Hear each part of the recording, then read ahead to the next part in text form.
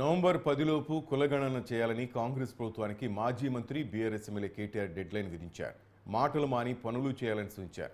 ప్రభుత్వం మెడలు వంచి 42% రిజర్వేషన్లు సాధిస్తామని, గ్యారెంటీలు అమలు చేసే వరకు పోరాడతామని అన్నారు.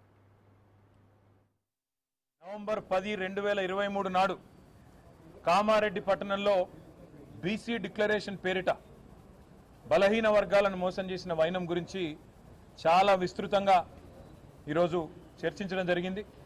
దాదాపుగా 20-25 మంది తమ అభిప్రాయాలను పూర్తి స్థాయిలో వివరంగా చెప్పడం కూడా జరిగింది.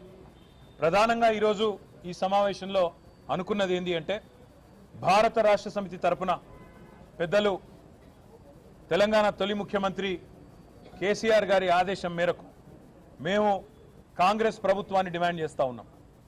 మీరు ఖచ్చితంగా కామారెడ్డిలో ఇచ్చిన బీసీ డిక్లరేషన్లోని ప్రతి హామీని అమలు చేసేదాకా తప్పకుండా ప్రధాన ప్రతిపక్షంగా మీ వెంటబడతాం. రాష్ట్రంలోని బలహీన వర్గాల పక్షాన మిమ్మల్ని అడుగడుగున నిలదీస్తూనే ఉంటామనే మాట నేను విజ్ఞప్తి చేస్తా ఉన్నా. ఇందులో ప్రధానమైనది ఇవాళ రాజ్యాధికారంలో ముఖ్యంగా స్థానిక సంస్థల్లో వాటా పెంచుతామని చెప్పిన మాట, 42% రిజర్వేషన్లు అమలు చేస్తామనే మాట ఏదైతే కాంగ్రెస్ పార్టీ చెప్పిందో, కాంగ్రెస్ పార్టీని మేము ఈరోజు డిమాండ్ చేసేది ఏమంటే, సమగ్ర కులగణన వెంటనే స్టార్ట్ చేయండి. మాటలకే పరిమితం కాకండి. సమగ్ర కులగణన వెంటనే ప్రారంభించి 42% రిజర్వేషన్ల అమలును కూడా చట్టబద్ధం చేయాలని, నవంబర్ 10 లోపల ఈ ప్రక్రియ పూర్తి చేయాలని చెప్పి మేము డిమాండ్ చేస్తూ ఉన్నాం.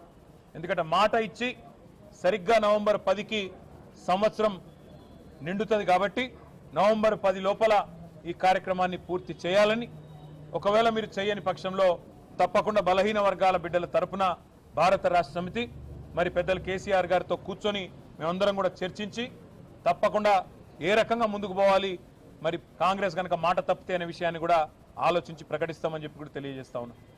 దాంతోపాటు కాంగ్రెస్ పార్టీ ఆనాడు ఇచ్చిన మాట, 1,00,000 కోట్ల బడ్జెట్ పెడతాం బీసీలకు అని చెప్పిన మాట మొదటి సంవత్సరంలో తప్పారు.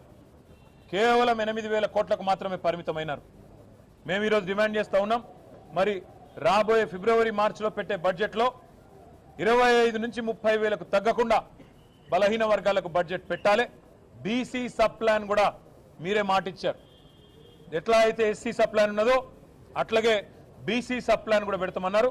తప్పకుండా బీసీ సబ్ ప్లాన్ కూడా పెట్టాలి. అవసరమైతే అక్టోబర్ నవంబర్ సెషన్లో పెట్టాలి, లేదంటే వచ్చే బడ్జెట్ సెషన్లో పెట్టి 25 నుంచి 30,000 కోట్లకు బడ్జెట్ తగ్గకుండా పెట్టాలని చెప్పి కూడా మేము డిమాండ్ చేస్తాం.